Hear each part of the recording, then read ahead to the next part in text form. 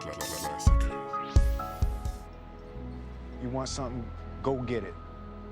Period. Seguramente muchos han visto la película En busca de la felicidad, en la que se muestra la historia de un hombre y sus peripecias por perseguir un sueño y alcanzar el éxito. ¿Y quién no desea triunfar en la vida? Con ese objetivo, Christopher Gardner, el hombre que inspiró con su historia un guión de película, se sobrepuso ante toda adversidad y, a pesar de quedar en bancarrota, sufrir el abandono de su esposa y quedarse solo con su hijo en brazos, logró convertirse en todo lo que un día anheló. There's a scene in the film that takes place where my son and I are sleeping in a public restroom.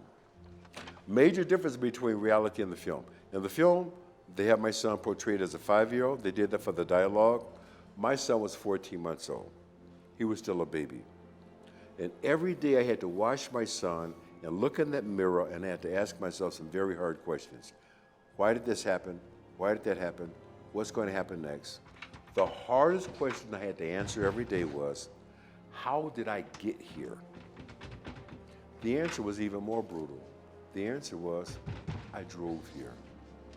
I had something to do with the situations, circumstances, and issues that had become my life. I drove here.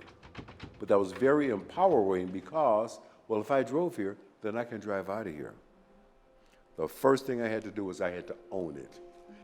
A pesar de crecer en una familia disfuncional y de escasos recursos, Gardner supo identificar los verdaderos caminos hacia la felicidad, destacando que las palabras de su madre le sirvieron como bálsamo para superar los episodios más oscuros de su vida.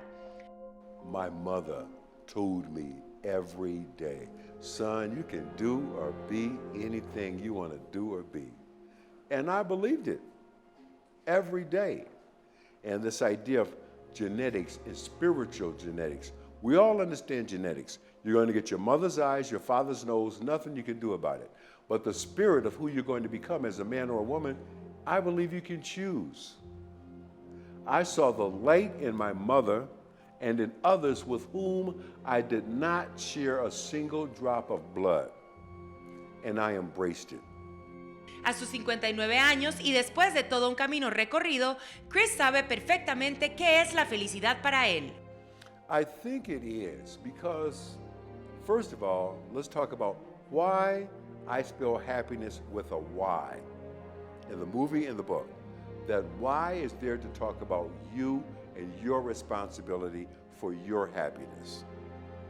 It's your responsibility, not your husband's, not your employer's, not the government's, your responsibility.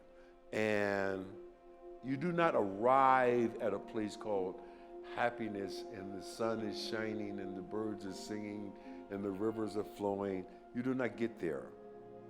But you get to places in your life where you know this is where I'm supposed to be. And you feel it. It's not what you've got physically, it's what you feel here. And man, I'm ecstatic.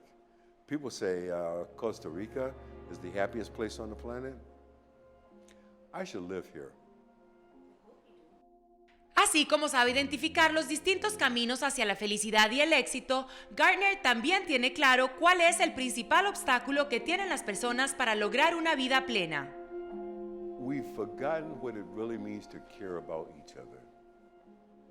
We got so caught up in me and mine that we've forgotten how to care about each other as a people, not as a race of blacks, of whites, of Latinos, as people. We've forgotten what it means to care about each other. Chris Gardner empezó como practicante en un puesto de bolsa en Wall Street, oportunidad que aprovechó para capitalizar su propia empresa Christopher Gardner International Holdings. Desde entonces es un emprendedor, conferencista motivacional y filántropo que comparte su historia alrededor del mundo con el objetivo de estimular profesionalmente a quienes lo escuchan.